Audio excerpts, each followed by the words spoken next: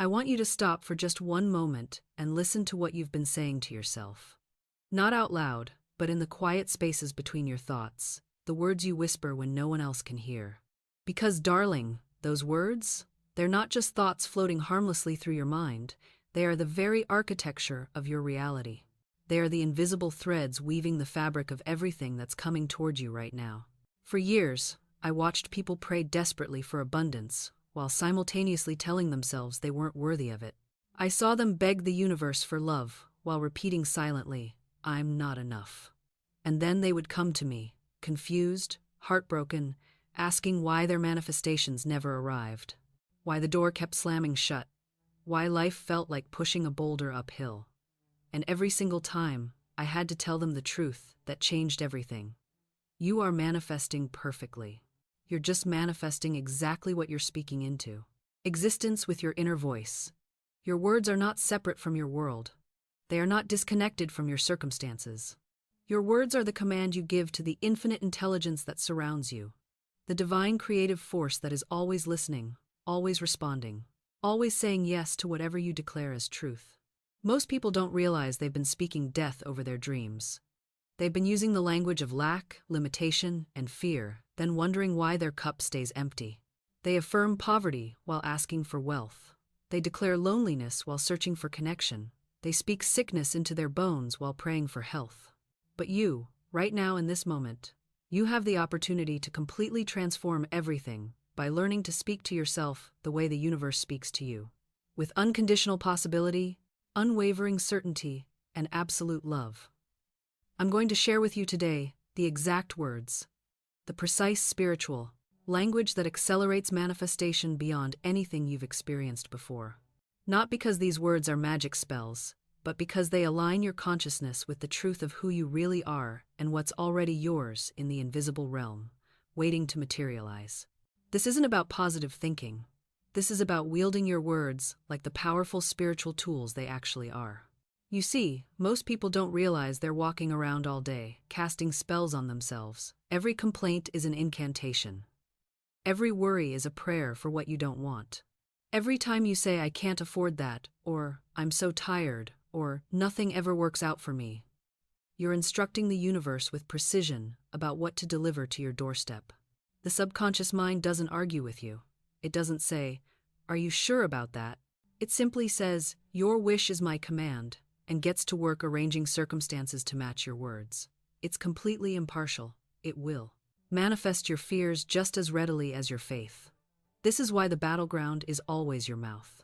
I've watched people sabotage the most incredible opportunities simply because they couldn't stop talking about what might go wrong. They'd receive a promising job offer and immediately start telling everyone about their doubts.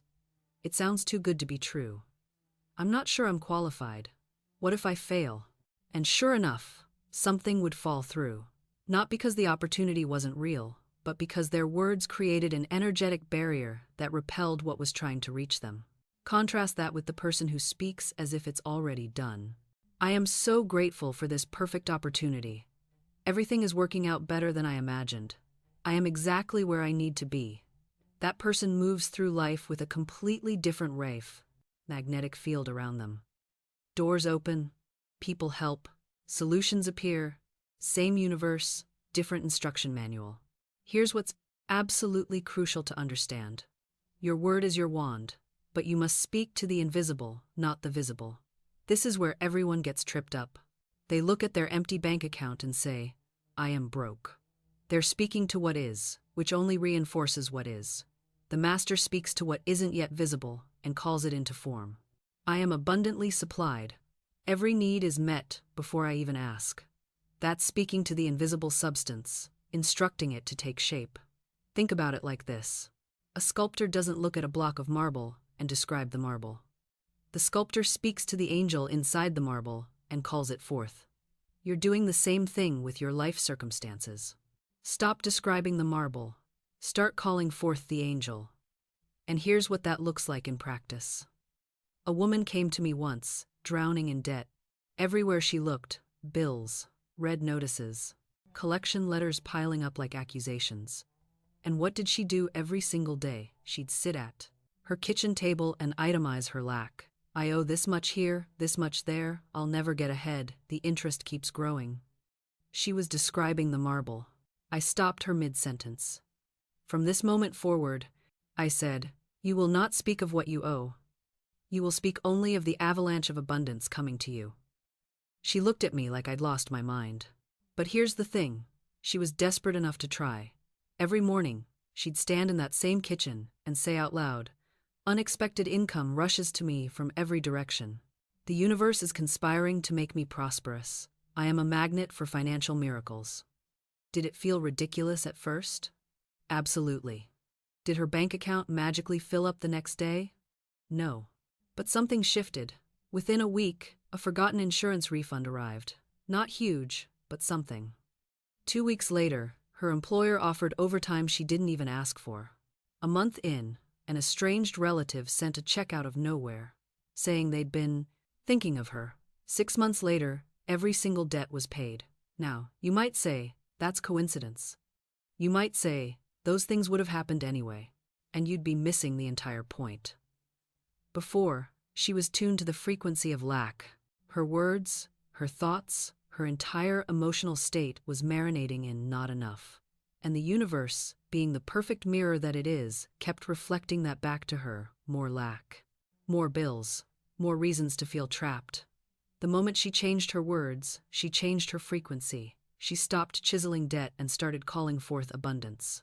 And the invisible substance of the universe, that responsive, intelligent energy that surrounds us all, had no choice but to rearrange itself according to her new pattern. This isn't wishful thinking. This is spiritual law. Your word is your wand.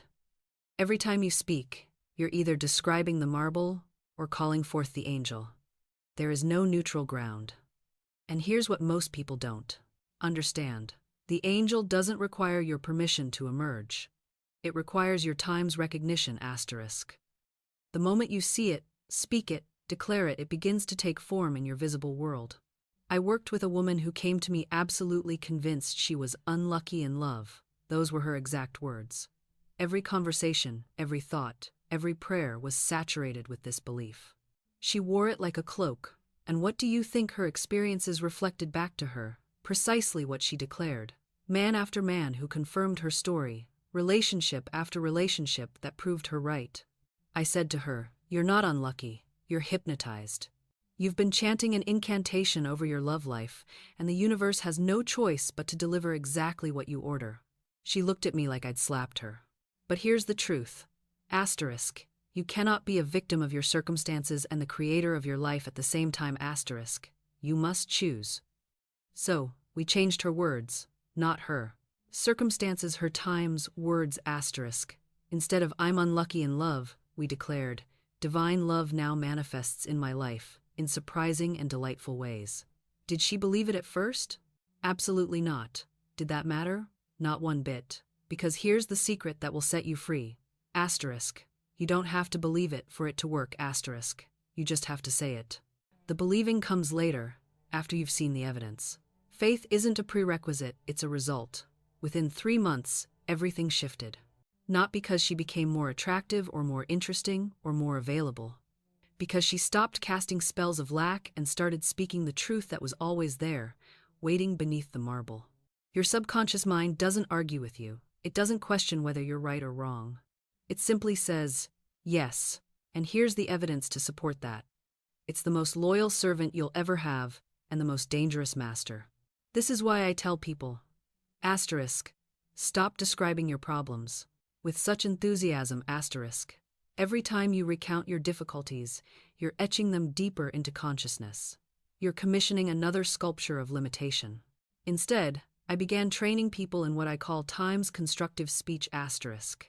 This doesn't mean lying to yourself or pretending everything is wonderful when it isn't. It means refusing to give destructive conditions any more power through your words than they already possess. A woman came to me once, absolutely drowning in debt.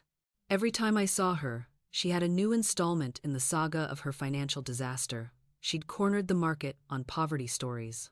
And I finally said to her, my dear, you've become a professional at being broke. You practice poverty the way a concert pianist practices scales. She looked stunned, but I continued. Every time you describe in vivid detail how little money you have, you're rehearsing lack. You're becoming more skilled at poverty. What if you practiced abundance with the same dedication? We made a pact. For 30 days, she would not speak a single word about her debt to anyone except in direct transactions necessary to resolve it. No dramatizations, no victim narratives, no entertaining friends with tales of financial woe. Instead, when asked how she was doing, she would simply say, "I'm watching something wonderful unfold." The first week nearly killed her. She told me she felt like she was bursting with the need to talk about her problems. That's when she realized she'd been addicted to the attention her problems brought her. Her identity had become wrapped up in her struggle. But by week 3, something shifted. She started noticing opportunities she'd been blind to before. A freelance job appeared. An old debt someone owed times her times was suddenly repaid. Small amounts, yes, but the tide had turned. By speaking as though deliverance was already in motion, she'd changed her vibrational broadcast. She was no longer magnetizing sympathy, she was magnetizing solutions. This is the mystery most people never grasp. Asterisk, you cannot solve a problem while vibrating at the frequency that created it, asterisk. When you complain, when you rehearse your grievances, you're vibrating at the frequency of the problem itself. You're marinating in it. You're becoming it. But when you bless the situation, when you declare something different over it, you're stepping into a new frequency entirely. You're aligning yourself with the solution, with the miracle, with the invisible forces that are always working on your behalf. I knew a woman who had been unemployed for nearly a year. Every conversation she had revolved around how unfair it was, how the job market was impossible, how no one would give her a chance. She was drowning in her own narrative of victimhood. And you know what? The universe kept saying, "Your word is law. You say it's impossible, so impossible it shall be." One day, after we worked together, she made a decision. Instead of complaining, she started blessing. She blessed the employers who hadn't called her back. She blessed the interviews that went nowhere. She blessed the economy, the job market, even the rejection emails.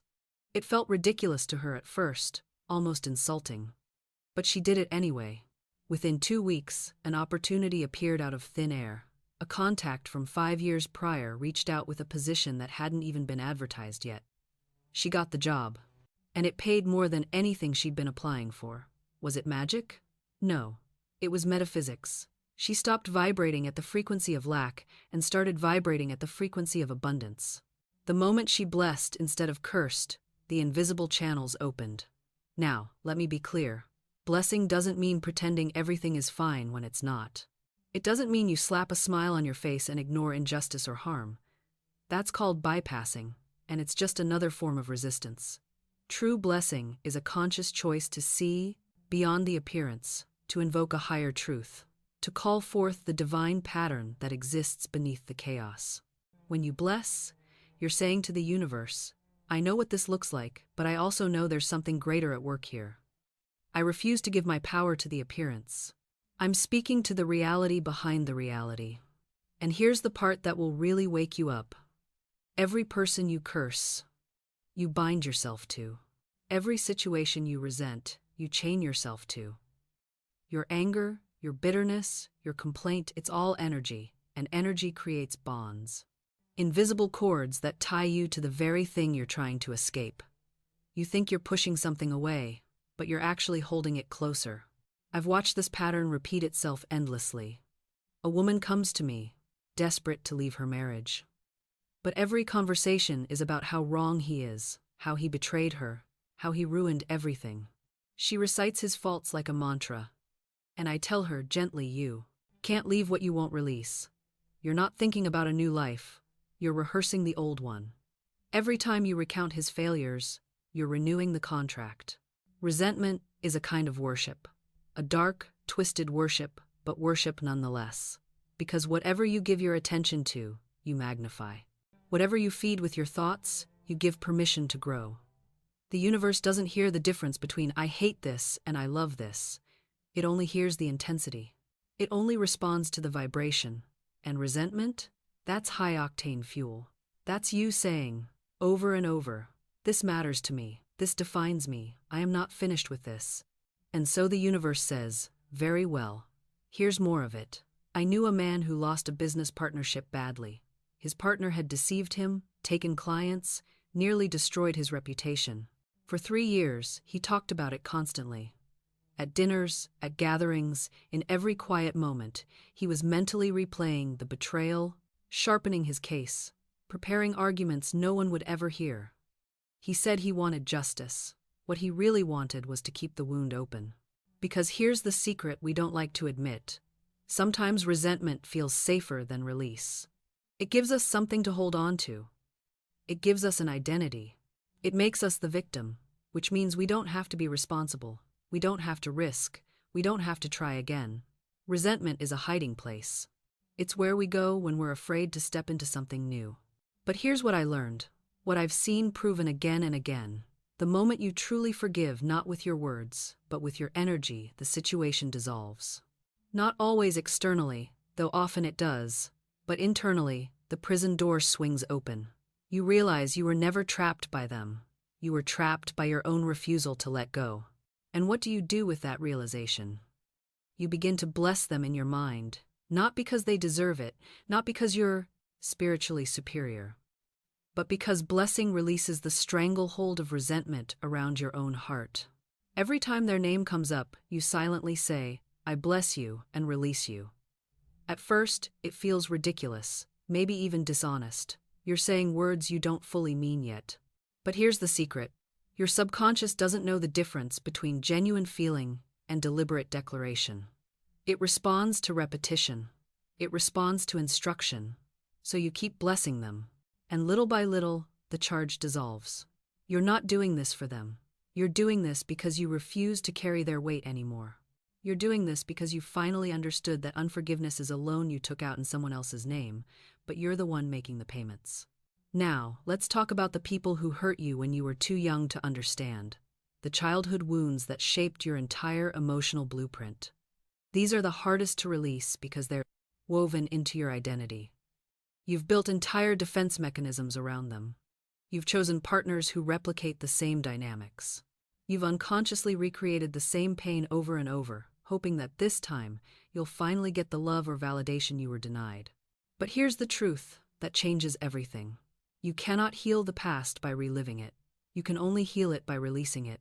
That parent who was emotionally unavailable, they were doing the best they could with the consciousness they had.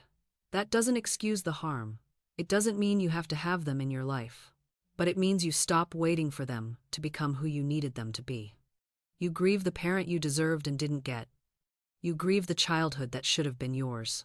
And then you become, for yourself, the adult you needed back then. You reparent yourself. You give yourself the compassion, the patience, the unconditional presence you were denied. You stop outsourcing your healing to people who can't provide it. And here's where it gets powerful. When you release your parents from the role of eternal debtor, you also release yourself from the role of eternal victim. You are no longer the child waiting at the door. You are the adult who has learned to open doors for yourself. And this shift, this internal revolution, changes everything about how you move through the world. Because when you're not carrying that anvil of resentment anymore, when you're not scanning every conversation for signs that someone owes you something, you become available for genuine connection. Not transactional, not conditional, but real. I see this transformation happen, and it's like watching someone step out of a prison they didn't even realize had walls. They start showing up differently. Their relationships stop feeling like negotiations. They stop keeping score. They stop needing everyone around them to perform emotional labor for wounds that aren't theirs to heal. And here's something that might sound controversial, but I need you to hear it. Your parents' limitations are not your life sentence. You can acknowledge that they failed you in significant ways and still choose not to let that failure define the ceiling of your existence. You can say, yes, that happened. Yes, it hurt. And no, I will not spend the rest of my life building an identity around what I didn't get. Because at some point, the question stops being, why didn't they give me what I needed? And becomes, what am I going to do with the life I have left? That's not bypassing. That's not spiritual materialism or toxic positivity. That's agency. That's taking your power back from a past that cannot be rewritten. And when you do this, when you truly do this, you might notice something unexpected. You start seeing your parents as people. Flawed, limited, often wounded people who were doing what they could with what they had. Not heroes, not villains, just humans. And sometimes, from that place of clarity, something like compassion emerges. Not the forced kind. Not the "I should forgive them because it's the right thing to do" kind. But an organic recognition that hurt people hurt people. That your mother's coldness might have come from her own mother's coldness. That your father's absence might have been his only way of managing his own unbearable feelings. You don't owe them this compassion. But you might find it liberating to offer it anyway, not for them, but for you. Sometimes forgiveness isn't a feeling at all. Sometimes, it's just a decision to stop rehearsing your grievances. It's saying to yourself, "I've carried this long enough." It's choosing to put down the weight, even if your hands still remember how heavy it was. I think about forgiveness like cleaning out a closet you haven't opened in years. At first, you're convinced everything in there still matters. You remember exactly how each item hurt you, disappointed you, shaped your understanding of yourself. But as you sort through it, really look at it, you start to see that most of what you've been storing isn't even yours anymore. It belonged to a younger version of you, someone who needed the anger to survive. And maybe you don't need it anymore. This doesn't mean you suddenly trust the person who hurt you. It doesn't mean you let them back into your life or pretend the past didn't happen. Forgiveness isn't reconciliation. It's not even necessarily about the other person knowing you've forgiven them. It's an internal shift, a quiet rearrangement of how much space someone's past actions get to occupy in your present life. You can forgive someone and still maintain boundaries. You can forgive your mother and still decide not to call her. You can forgive your father and still recognize he wasn't capable of being the parent you needed. Forgiveness doesn't erase the facts. It just softens their edges so they stop cutting you every time you brush against them. I've also learned that forgiveness comes in layers. You might forgive someone today and then wake up angry again next month. That's not failure, that's just how healing works. It's not linear, it spirals. You circle back to the same pain at different altitudes, seeing it from new angles each time. And each time, you have the chance to release a little more. What helps, I've found, is to remember that forgiveness is ultimately about reclaiming your energy. Every moment you spend resenting someone is a moment they still have power over you. And they might not even know it. They might be living their life completely unbothered while you're running the same old script in your mind, keeping the wound fresh. But here's what happens when you finally release that resentment. When you stop feeding it, stop rehearsing the story, stop casting yourself as the victim in a drama that's already over. Something shifts, not just in your circumstances, but in your entire energy field. I've watched people transform before my eyes when they truly let go. A woman who'd been carrying bitterness toward her sister for 15 years suddenly found new opportunities flowing into her life the moment she released it. Not because the universe was rewarding her for being good, but because she'd been using so much energy to maintain that grudge that nothing new could enter. She was standing in a closed fist, and the moment she opened her hand, life could flow again. Resentment is expensive. It costs you your peace, your health, your relationships, your creativity. It costs you the present moment, over and over again. You're paying a price every single day for something that's already happened. Something you can't change, something that the other person might not even remember. And here's the truth that might sting a little. Holding on to resentment doesn't make you loyal to yourself. It doesn't prove you had boundaries or that you valued yourself. It just proves you're still attached to the pain. Real self-respect looks like this: acknowledging what happened, feeling the full weight of it, and then choosing to free yourself from it anyway. Not because they deserve your forgiveness, but because you deserve your freedom. You don't have to reconcile with the person. You don't have to pretend it didn't hurt. You don't have to let them back into your life. Forgiveness isn't about them at all. It's about releasing the energetic cord that's still connecting you to that moment, that betrayal, that disappointment. It's about taking your power back from the past and returning it to the present where it actually belongs. Because here's what happens when you hold on to unforgiveness. You're essentially drinking poison and expecting someone else to get sick. You're the one carrying that weight. You're the one replaying the scene over and over in your mind, You're the one whose energy is being drained by resentment that lives rent-free in your consciousness. And, most of the time, the person you haven't forgiven has moved on completely.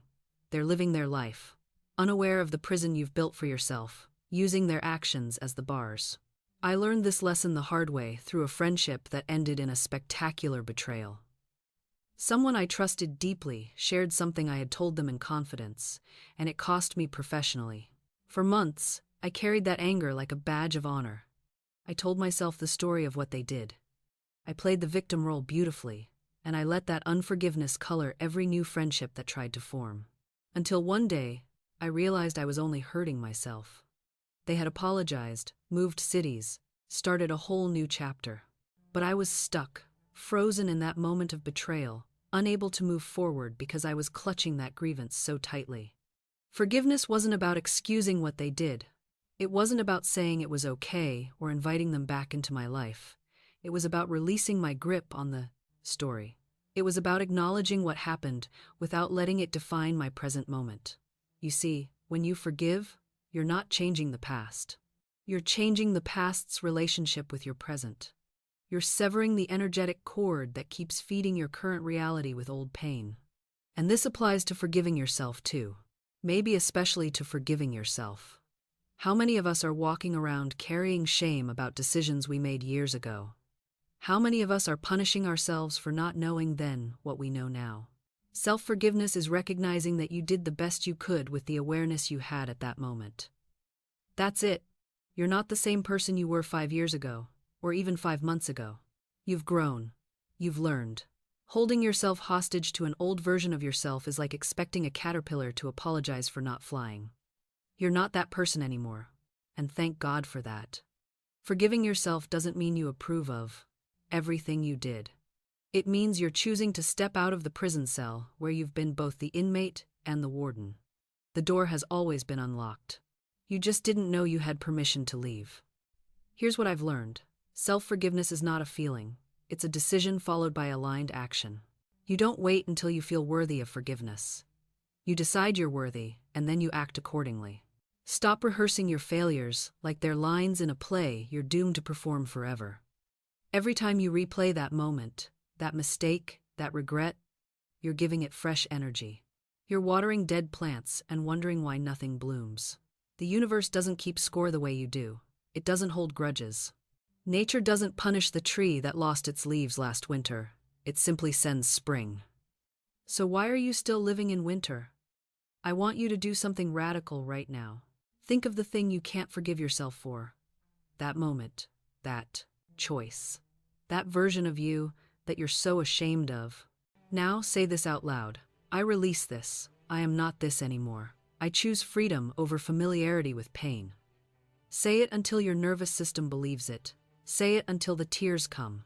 Say it until something shifts. Because, beloved, you are not meant to carry the weight of every version of yourself that ever stumbled. You are meant to evolve, to expand, to become. And you cannot become while dragging your entire past behind you like chains. Forgiveness is the key. Self-forgiveness is the door. And on the other side is the life you've been too guilty to claim. You've punished yourself enough. The sentence is over. You're free to go. Walk out of that prison. Walk into your power. Walk into the truth that you are worthy not because of what you've done, but because of what you are. A spiritual being having a human experience, learning, growing, becoming. The old you served its purpose. Honor it, thank it, and let it go. Your new life is waiting.